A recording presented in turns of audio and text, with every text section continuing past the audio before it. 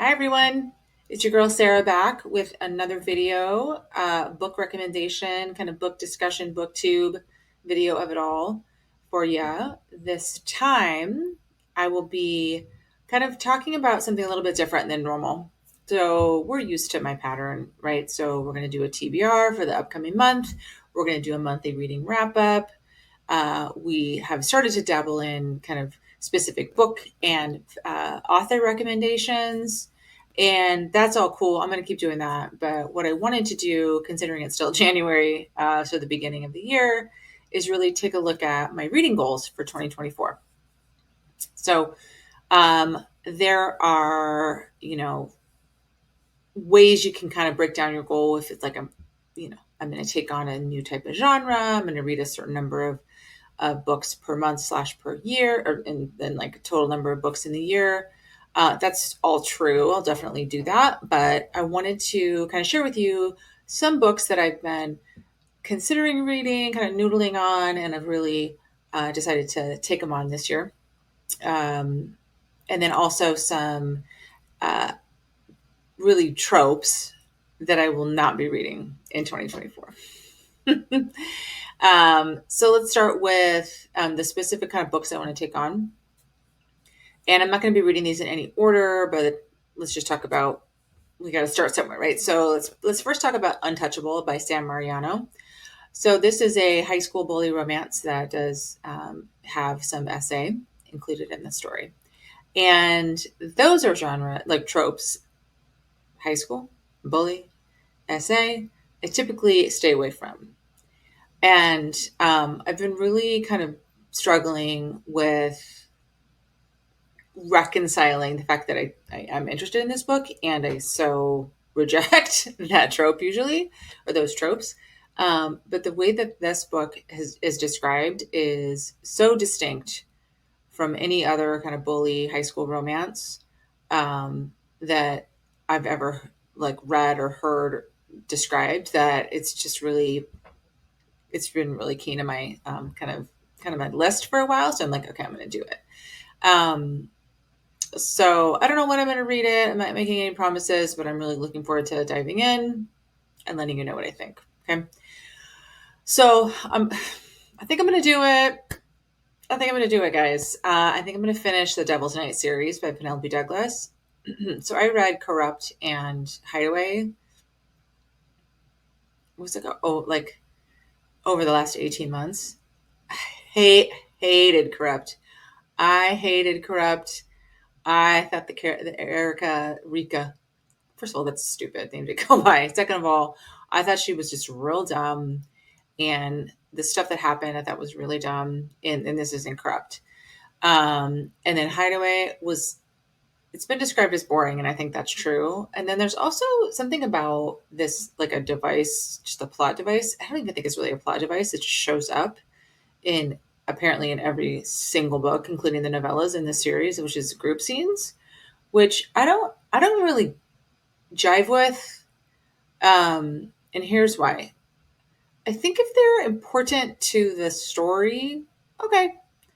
And I say I don't jive with, and then I don't jive with it in the Devil's Night series, because I feel like the way that the author has used them has been just like, hey, let's throw in a group scene. And in Corrupt, it just seemed kind of like, all right, this is what we're doing. And then in Hideaway, I just thought it was completely unrealistic that Banks's character would engage in one. Completely unrealistic. So I just was like, what's the point of that? What are we trying to get out of it, right? And I had a feeling it was going to be in every book. And then I read or I watched a kind of a vlog of Larry Reid's finishing the Devil's Night series, and turns out it's in every single book. So I don't know. But the thing that I'm hopeful about with this is that you'll be able to skip it and you won't miss anything. That's my hunch, is that you won't miss anything.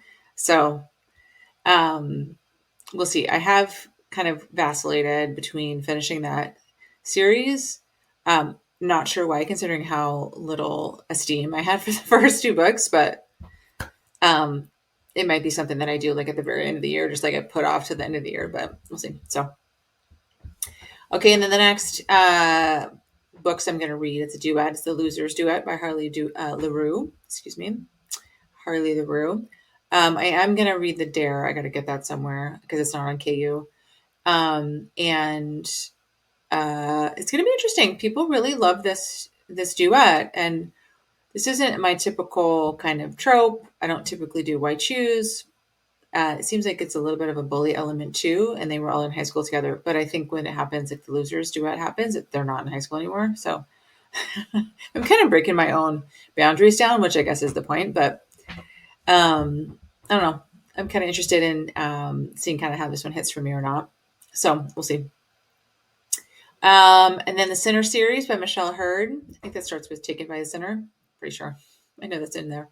I do love me a mafia romance, and this one has always been described as really, really fascinating, captivating. It's also a different type of mafia, Greek mafia, which is close enough to Italy that I will call it mafia and not just organized crime.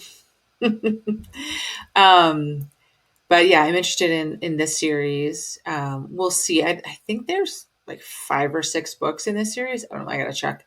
So we'll see how if I make it through the series in the year. But I'm adding that on. Okay, and then I want to read Blame It on the Pain / Blame It on the Shame by Ashley Jade. I do want to read more of her backlist. I have actually only read the words. And I wanted to read The Choice, but I wanted to wait until The Consequence came out because I had a feeling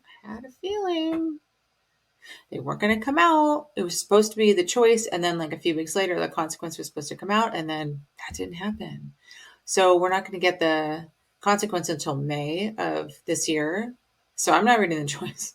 So I've only read the words, and I thought the words was just okay. My analysis of that is going to be in a different video, but you guys, after saying all that, I'm not quite sure why I am like even putting her books on my reading goals, but something about this series just is really interesting to me. Because I feel like she has reliably delivers from everything I've read, like very unique, very interesting, plot, storylines, characters, the gritty. And I'm kind of in a space with my reading that I really want something to really catch me, really move me, really take me to a new place because it's getting a little bit repetitive. So I think that's why some of these choices are showing up is it's trying to get me kind of into a new space with reading. Okay, so like I just said, I do want to read The Choice and The Consequence when it comes out. I'm not going to pick up The Choice until The Consequence is released because it's a trust thing with me and the author. It's a trust thing. I've got one other author that I love. I dearly love her. And she has 4 unfinished series that I've been waiting for the next book for, like, think about 2 years now. And it's just like, you've been burned. You burned me once, shame on me, shame on you. Burn me twice, shame on me. Okay, so anyway, so The Choice and The Consequence when they come out. I want to read them. And then I do want to read Sinners Anonymous by Some Sketcher. This looks like so interesting. And again, I like the mafia genre and I want to be kind of moved to or like read something that's like pretty different. This setup seems really different than anything I've read before. So I'm excited about that. It's about a hotline for people in the mafia to absolve themselves of their sins. Typically, mafia just go to their priest, but I mean, I guess everybody in America is losing their religion, including the mafia. So, okay. And then finally, when we're going to talk about specific books, okay. King of Italy by Bellla DiCorte. You guys, if you watched any of my videos that I review any Bellla DiCorte books, and in particular that have to do with the Fausti family, you know this book for me is extremely highly anticipated. Check out my Bellla DiCorte author spotlight video for kind of a deeper dive into that, but I can't freaking wait. And I'm going to have to because she's not set the release date until December of 2024. So it's less than a year. Thank goodness. The year will fly by, whether I wanted to or not, but that's fine. She has said that she does want to release it sooner. She's saying I'm going to release it December, but her goal is to release it sooner. So just to kind of please everybody, if she does, if not, nobody's going to be disappointed, which I super appreciate. Authors, take note. Don't disappoint your readers.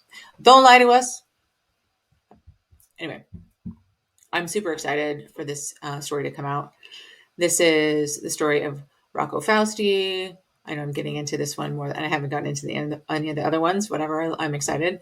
And this guy shows up in so many of Bellla DiCorte's books that I can't wait. It's going to be juicy. It's going to be steamy. It's going to be a ride. And I'm hoping it's long. I hope it's a long book. Okay. Actually, considering it's a release until December, if it's really long, that may be like the only book I read in December. Just see. Okay, so then let's talk a little bit about kind of new genres I want to dive into. I think that's emblematic of this genre is the Housemaid and the Housemaid Secret. So kind of like romantic suspense. This book blew up in 2023. People really love it. They particularly love The Housemaid. The Housemaid Secret isn't necessarily everybody's favorite, but it's a duet, so it seems like you have to read both of them. So who knows when I'm going to get into that. But I do want to read it. So it's been in my TBR. It's been sitting in my freaking Kindle library for months. So I'm going to do it. So again, kind of thinking about a different type of genre. Like I do read pretty exclusively contemporary romance. And I have read more women's fiction, just kind of here and there. And that is personified by or exemplified by Julie E. Ann. And I do want to read more of her books. Her last, I think I read Before Us last, and that one I gave it a 3 stars. It didn't quite hit for me. I know some folks loved it. A lot of people gave it 5 stars. For me, I just got tired of the damaged heroine. It just was like, okay. So that whole story unfolded to the way that it did because the heroine was damaged, and I just didn't want to read a damaged heroine. So the whole story didn't land. But that author, Julie Ann, she's written, I think, such a variety of books that there's a lot for me to get into. And it's not just like steam. It is, I think, a really interesting, her stories are character and story driven. So I'm excited for that. And then I do want to read Taylor Jenkins Reid. Again, she's got a bunch of different books for me to choose from. I have a couple in my library, like some samples just sitting in there that I want to dig into. So I do want to read one of her books. I have never finished a book from Taylor Jenkins Reid. So I do want to do that in 2024. So kind of some books I really want to finish, some kind of different genres I want to kind of expand my reading into.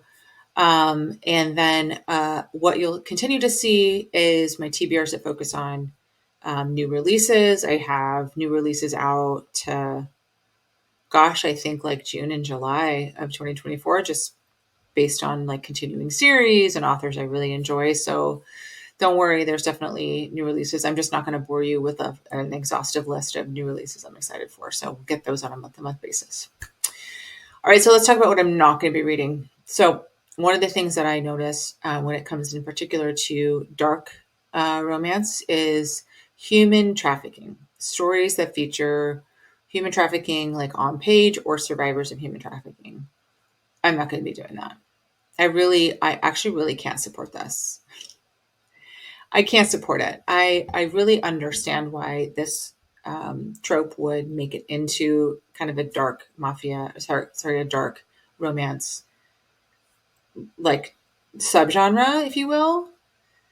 I just can't support it. It is not something I think that needs to be romanticized, frankly. And it's not necessarily that it gets romanticized as much as the idea that somebody coming through that trauma, typically what'll happen is it's typically a heroine who gets trafficked, and then she's rescued, and then whoever rescues her is typically her love interest, and then like there's healing in that relationship.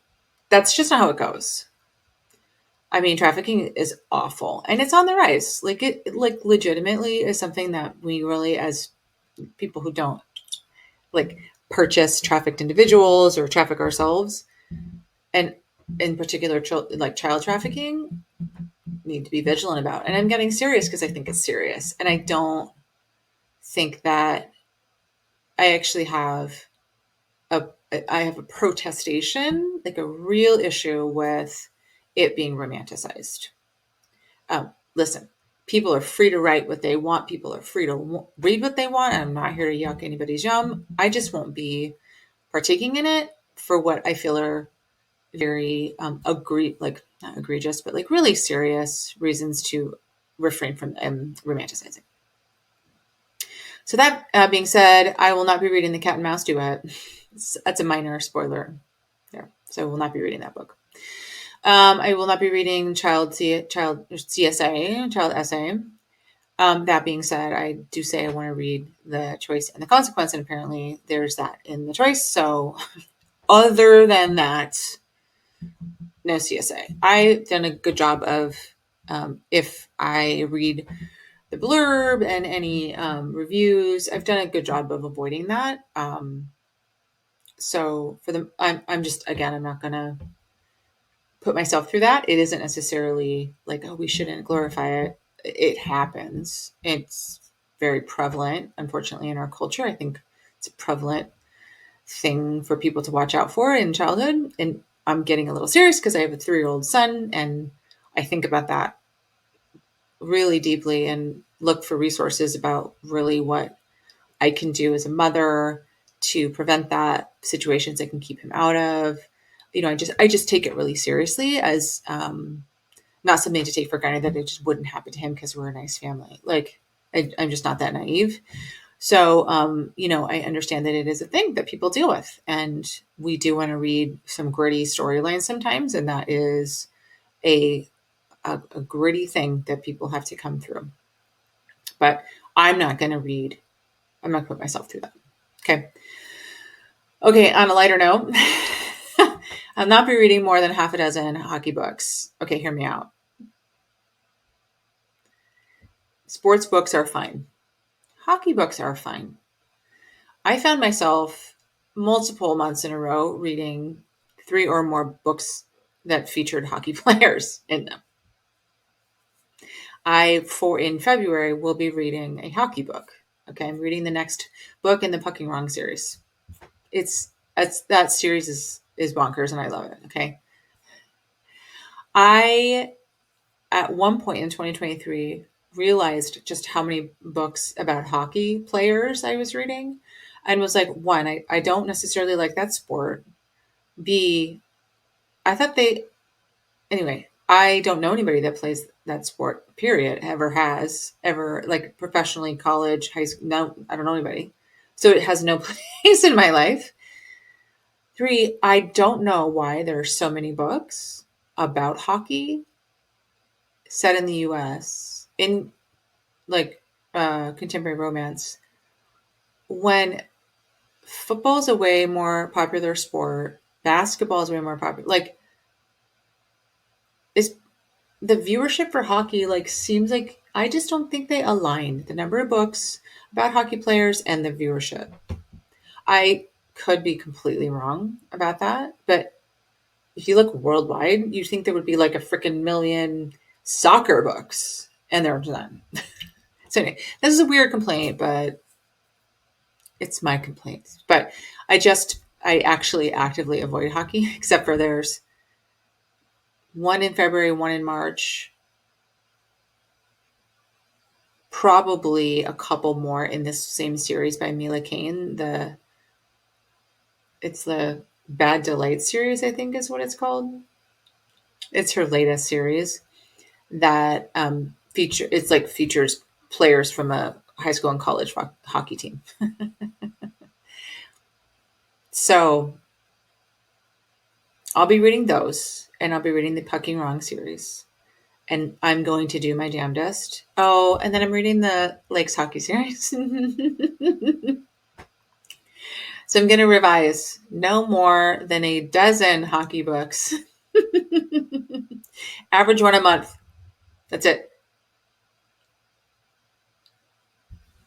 Okay, I'm going to tell one of myself at the end of the year if I stick to that. I'm going to track. Okay, I must really like them because good Lord. Okay. Anyway, and finally, I will not be reading anything in the Fourth Wing series. I'm just not doing it. I'm not picking up romantic fantasy. I'm not doing it. And here's why I singled out Fourth Wing, because I read In the Likely Event by Rebecca Yarros, the author of The Fourth Wing, and I read The Last Letter by Rebecca Yarros. The Likely Event was a 5-star read. Loved it. Amazing. The Last Letter, 2.5 stars. The heroine was annoying. The ending was BS to me. I just thought it was excessive and extraneous, and it killed it, ruined it. Um, so hit or miss for that author, but I know that she's putting out more, titles in the Fourth Wing series. I just won't be doing it. So that kind of really signifies I'm going to continue my avoidance of fantasy and paranormal romance. So that's my reading goals. So my February TBR book is up. It's kind of thin on new releases. It is a shorter month, that we do have an extra day. Thank you, leap year. So, who knows what I'm going to start out of my list here. Maybe it'll make it, but that's it for me. Those are my reading goals. Really wanting to kind of expand my horizons a little bit, really read things that shake me up a little bit more. And then there are some books I'm really looking forward to that are coming out, as well as some series that I'm excited to dig into. So thanks for watching. Like and hit subscribe for more content. Also, drop me a comment about the types of content that you want to see, anything different, things that ways I can shake it up. And as always, thank you for being here and have a fabulous day.